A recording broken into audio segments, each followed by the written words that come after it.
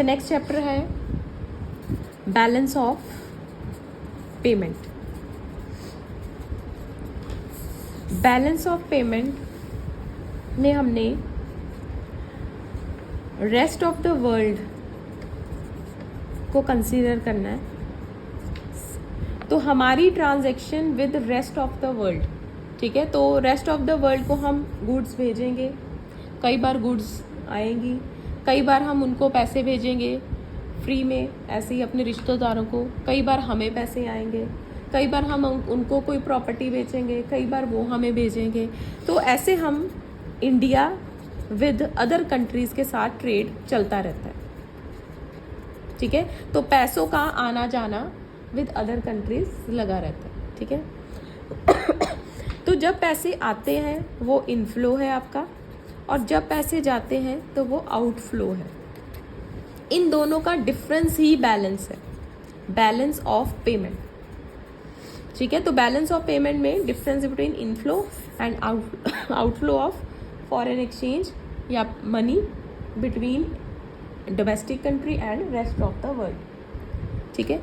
तो balance of payment में आपके क्या क्या गुड्स जाती हैं, बैलेंस ऑफ पेमेंट में क्या क्या ट्रांजैक्शंस हो सकती हैं। पहला तो गुड्स की ट्रांजैक्शन होएगी। तो नॉर्मल आप एक विजिबल गुड्स, आप कोई व्यापारी हो, आपने कोई गुड्स बनाई हैं तो आप उसको दूसरी कंट्री को बेच रहे हो, तो आजकल तो ये नॉर्मल है। आप इंडिया में भी सेल करते हो और एक्सपोर्ट भी करते हो, ठीक है। तो विजिबल गुड्स। दूसरा सर्विसेज, सर्विसेज में आप कंप्यूटर के थ्रू बाहर कंट्रीज में सर्विस प्रोवाइड कर रहे हो, ये इंटेंजिबल नेचर की होती है, मतलब ये दिखती नहीं है। टेंजिबल, विजिबल गुड्स टेंजिबल होती है, ठीक है। सर्विसेज इंटेंजिबल होती है, आपने कोई रिपेयर सॉफ्टवेयर अपडेट कर दिया बाहर, ठीक है। फिर उसके बाद कैपिटल गुड्स, अगर कोई प्रॉपर्टी वगैरह खरीदी बेची है तो कैपिटल गुड्स में आ जाएगा। Then unilateral transfers, unilateral transfers ये फ्री फंड्स होते हैं, वन साइडेड होते हैं। तो या तो आपने पैसा भेजा है या वहाँ से पैसा आया है, लेकिन बदले में कुछ हुआ नहीं, कोई ट्रांजैक्शन नहीं हुई है, ठीक है। तो ज़्यादातर ये गिफ्ट्स वगैरह होते हैं, पैसे गिफ्ट्स में मिले हैं। And then income from investment या वर्क। इन्वेस्टमेंट मतलब कोई प्रॉपर्टी वगैरह है बाहर, वहाँ से आपको रेंट आ रहा है।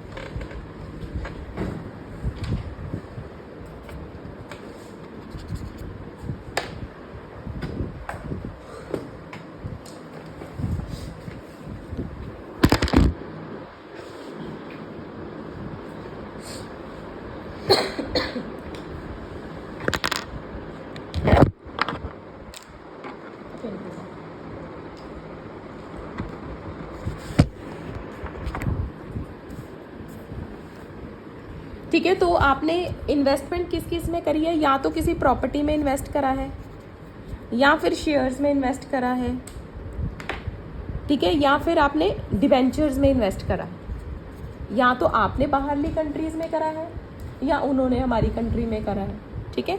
तो उसके बदले में आपको इनकम मिलती है। तो प्रॉपर्टी में इन्वेस्ट करोगे तो रेंट मिलेगा, शेयर्स में इन्वेस्ट करोगे तो डिविडेंड मिलेगा, और डिबेंचर्स में इन्वेस्ट करोगे तो इंटरेस्ट मिलेगा, ठीक है। तो ये हमारे 5 चीज़ें हैं जिससे हमारे पैसों का आदान प्रदान दो कंट्रीज़ के बीच में होता है, ठीक है। बैलेंस ऑफ पेमेंट इन सबको इंक्लूड करता है, ठीक है। लेकिन एक कॉन्सेप्ट आपका है balance of trade, balance of payment and balance. Trade में हम सिर्फ विजिबल गुड्स को लेते हैं, इनविजिबल चीज़ों को नहीं लेते, ठीक है। बैलेंस ऑफ ट्रेड में सिर्फ विजिबल गुड्स आती हैं, इनविजिबल नहीं आती। बैलेंस ऑफ पेमेंट में ये सारा कुछ आता है। तो बैलेंस ऑफ पेमेंट थोड़ा वाइडर कॉन्सेप्ट है, ठीक है। Balance of trade is a narrow concept. अब यहाँ पर जो बैलेंस ऑफ पेमेंट है, इसके आपके 3 रिजल्ट आएंगे बैलेंस ऑफ पेमेंट के, क्योंकि यहाँ पर आपका जो फॉर्मूला है वो है रिसिप्ट्स, जो आपको पैसे आ रहे हैं, माइनस पेमेंट्स। तो यहाँ पर हमारे पास 3 सिचुएशंस आएंगी। ये एक तो बैलेंस्ड, मतलब ये दोनों ही बराबर हैं, जितने आपको पैसे आए उतने ही आपने बाहर भेजे, तो वो ब्रेक इवन पॉइंट है, इक्विलिब्रियम पॉइंट है। दूसरा, जब रिसिप्ट से ज़्यादा होती है पेमेंट से तो ये आपका फ़ायदा है, सरप्लस है। और तीसरा, जब रिसिप्ट्स कम होती है पेमेंट से तो वो आपकी डेफिशिएंसी है। तो ये 3 सिचुएशंस आपकी इस चैप्टर में है। तो ये दोनों डिसइक्विलिब्रियम है, डिसइक्विलिब्रियम सिचुएशन है, और ये आपकी इक्विलिब्रियम सिचुएशन। ठीक है, तो अब आपकी बुक में इसको रीड करते हैं। Every government maintains a record of transaction that takes place between the resident of the country and rest of the world during a given period of time। तो हमारी कंट्री और बाहरली कंट्री के बीच में जो ट्रांजेक्शन्स होगी government record करती है, इसको हम बैलेंस ऑफ पेमेंट बोलते हैं। तो ये एक तरह से अकाउंटिंग स्टेटमेंट है, क्योंकि हम इकोनॉमिक्स में वी डील इन नंबर्स, तो हम नंबर में उसको रिकॉर्ड करते हैं। ठीक है, तो उसका systematic record of all economic transactions between resident and rest of the world. तो इकोनॉमिक ट्रांजेक्शन्स कौन सी है? विजिबल गुड्स, मतलब कोई एक प्रोडक्ट दिखना चाहिए, वो गुड है। ठीक है, विजिबल आइटम्स जिसको हम टच कर सकते हैं, सी कर सकते हैं, तो विजिबल मतलब टेंजिबल होनी चाहिए। इनटेंजिबल सर्विसेज होती हैं, तो शिपिंग, बैंकिंग, इंश्योरेंस सर्विसेज, तो जो which can only B enjoyed, feel.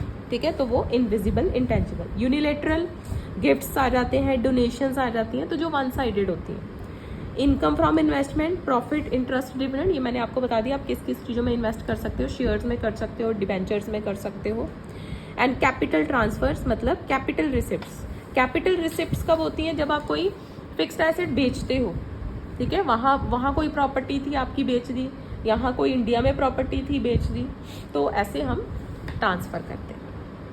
अब meaning of balance of payment, transactions are recorded in balance of payment account in double entry system.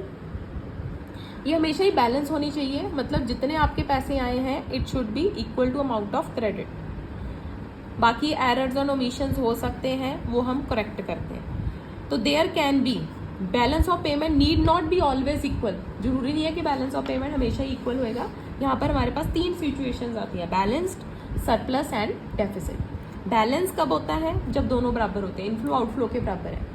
Surplus कब होता है? जब इनफ्लो ज़्यादा है, आउटफ्लो कम है। और डेफिशिएंसी कब होएगी? जब आउटफ्लो ज़्यादा है, इनफ्लो कम है। ठीक है, और फिर आपका टॉपिक आता है बैलेंस ऑफ ट्रेड का।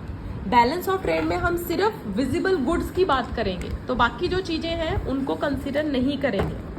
ठीक है, सिर्फ विजिबल गुड्स के बारे में जब बात करेंगे तो वो बैलेंस ऑफ ट्रेड है। तो जब आप एक्सपोर्ट करोगे गुड्स की तो वो पॉजिटिव आइटम होएगी, जब इंपोर्ट करोगे तो वो नेगेटिव आइटम होएगी, और इन दोनों का डिफरेंस बैलेंस ऑफ ट्रेड होएगा। और balance of payment is just one point of balance of payment. तो balance of payment is a wider term, इसमें 5 पॉइंट्स हैं, लेकिन बैलेंस ऑफ ट्रेड में सिर्फ 1 पॉइंट है गुड्स का। ठीक है, तो ये फेवरेबल कब होता है? जब एक्सपोर्ट ज़्यादा है इम्पोर्ट से। ठीक है, तो इसलिए इसको बैलेंस ऑफ विजिबल ट्रेड भी बोलते हैं, ट्रेड की जगह पर हम विजिबल ट्रेड भी बोलते हैं। A country exported goods worth ₹2600 crore, जबकि इम्पोर्ट्स हैं 1700 करोड़, तो बैलेंस ऑफ ट्रेड कितना हुआ?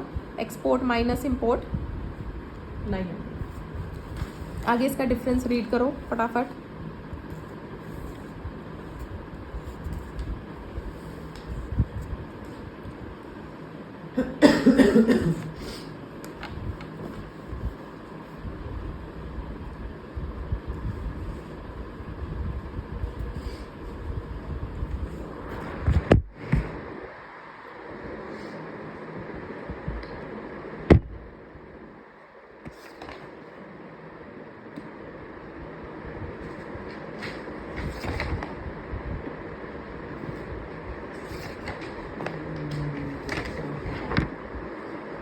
हो गया रीड?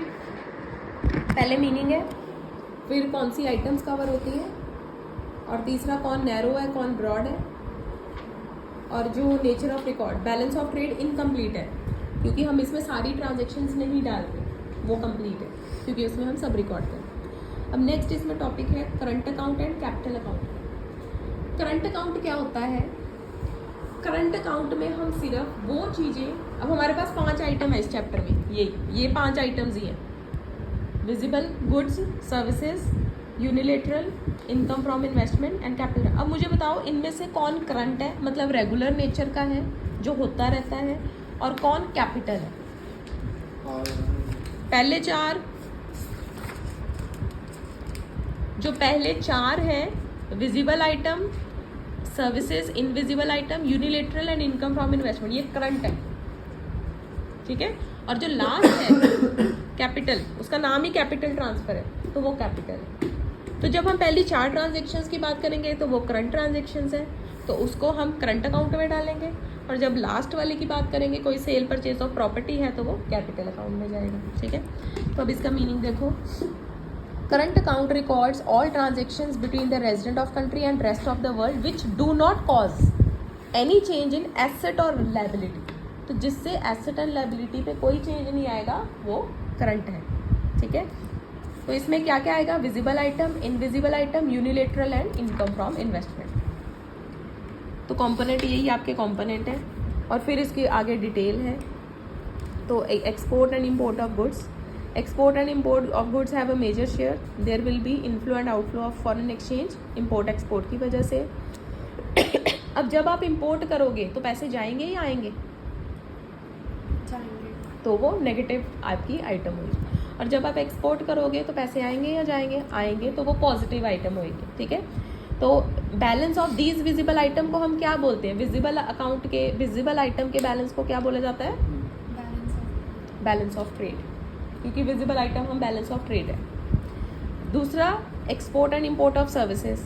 जब हम सिर्फ सर्विसेज की इम्पोर्ट एक्सपोर्ट देखेंगे, तो जब आउटफ्लो होएगा तो नेगेटिव आइटम होएगी, इनफ्लो होएगा तो पॉजिटिव आइटम होएगी, और इसको हम बैलेंस ऑफ इनविजिबल ट्रेड बोलते हैं, इन दोनों के बैलेंस को। एक्सपोर्ट माइनस इम्पोर्ट, हमेशा एक्सपोर्ट आगे होएगा इम्पोर्ट भी। And then unilateral, unrequited transfers, gifts, donations, remittances. तो receipt and payment without any service in return, तो कुछ आपने दिया नहीं है, बस आपको मिला है। तो रिसिप्ट पॉजिटिव है, पेमेंट नेगेटिव है, तो इन दोनों का बैलेंस ऑफ यूनिलेटरल ट्रांसफर है। And last is income. Income आपको डिविडेंड के रूप में, इंटरेस्ट के रूप में, प्रॉफिट के रूप में मिल सकती है। रिसिप्ट पॉजिटिव है, पेमेंट नेगेटिव है, और बैलेंस ऑफ इनकम। और बैलेंस इन सब का जो पॉजिटिव है पार्ट वो प्लस हो जाएगा, और इन सब का नेगेटिव पार्ट माइनस हो जाएगा। और जब हम टोटलिटी में इनको देखते हैं तो वो बैलेंस ऑफ करंट अकाउंट, ठीक है। तो पहले हम इंडिविजुअली सबको सॉल्व करते हैं, और फिर सबका आंसर जब सॉल्व करते हैं, टोटल करते हैं, तो वो बैलेंस ऑफ करंट अकाउंट आता है। सरप्लस कब होएगा करंट अकाउंट का? जब एक्सपोर्ट से ज़्यादा, जब इनकम प्लस आइटम ज़्यादा होंगे। और डेफिशिएंसी कब होएगी? जब नेगेटिव आइटम ज़्यादा होंगे, ठीक है। And last is capital account. Capital account में एसेट्स एंड लायबिलिटीज़ की वैल्यू जब चेंज होएगी, और वो कब चेंज होती है? जब आप बोरो करते हो, लोन लेते हो, या फिक्स्ड एसेट को सेल परचेज करते हो, या फिर डिसइन्वेस्टमेंट्स करते हो, ठीक है। तो वो रिजर्व्स में कोई चेंज आता है, तो बोरोइंग, लैंडिंग, इन्वेस्टमेंट एंड, तो ये आपके कैपिटल। तो जिससे एसेट्स एंड लायबिलिटी इफेक्ट होएगी, वो आपकी कैपिटल अकाउंट है। तो इसमें borrowing and lending, investment and change in foreign exchange reserves. पहला borrowing and lending, private transactions, these affect assets and liabilities of non government. Private मतलब जब गवर्नमेंट नहीं बोरो करती, हम बोरो कर रहे हैं, नॉर्मल रेजिडेंट्स, तो वो प्राइवेट ट्रांजेक्शन्स है। तो private sector short term, long term loan ले रही है, तो वो प्राइवेट। और ऑफिशियल ट्रांजेक्शन जब गवर्नमेंट लेगी तो वो ऑफिशियल बन जाएगा। तो बोरोइंग जब प्राइवेट सेक्टर करता है तो प्राइवेट ट्रांजेक्शन, जब गवर्नमेंट करता है तो वो ऑफिशियल ट्रांजेक्शन, ठीक है। इन्वेस्टमेंट्स, इन्वेस्टमेंट भी foreign direct investment, it refers to purchase of a asset in rest of the world which gives full control to the buyer over the asset. आपने पूरी प्रॉपर्टी खरीद लिया बाहर, तो आपका उसके ऊपर पूरा कंट्रोल होएगा, उस प्रॉपर्टी के ऊपर, ठीक है। For example acquisition of firm, आपने कोई फर्म खरीद ली है, तो आपका उसके ऊपर पूरा कंट्रोल होएगा, ठीक है। कोई एसेट खरीद ली है तो पूरा control. Portfolio investment, portfolio investment में आपके पास पूरा कंट्रोल नहीं होता, सिर्फ पार्शियल कंट्रोल होता है। जैसे 50% शेयर खरीद लिए, 60% शेयर खरीद, तो पूरा कंट्रोल नहीं है, 100% नहीं है। जितना आपका परसेंटेज है उतना ही कंट्रोल है, ठीक है। And then changes in foreign exchange reserve. Foreign exchange reserves are financial assets of company held in central bank. तो जब इन एडिशंस करी जाती है, अगर आप रिजर्व क्रिएट करोगे, अगर आप पैसे सेव करोगे, तो आपकी बैलेंस ऑफ जो इट इम्प्लाइज नेगेटिव आइटम, क्योंकि आप पैसे रिजर्व कर रहे हो, सेव कर रहे हो, तो वो नेगेटिव है आपके लिए. और जब आप उस रिजर्व से पैसे निकालोगे तो वो पॉजिटिव आइटम है, पैसे आएंगे. रिजर्व में डालोगे तो पैसे जाएंगे, रिजर्व से निकालोगे तो पैसे आएंगे. ठीक है, आप सेविंग कर रहे हो तो आपके पैसे सेविंग में चले गए, तो वो नेगेटिव आइटम. जब आपको पैसे चाहिए विड्रॉल करोगे तो वो पॉजिटिव आइटम है, पैसे आपके दोबारा हाथ में आ जाएंगे. ठीक है, तो आगे इसका बैलेंस हम सारे इनफ्लोज को प्लस कर लेंगे, आउटफ्लो को माइनस कर लेंगे, और बैलेंस आपका बैलेंस ऑफ कैपिटल अकाउंट आ जाएगा. अब इसका डिस्टिंग्विश बिटवीन पढ़ो.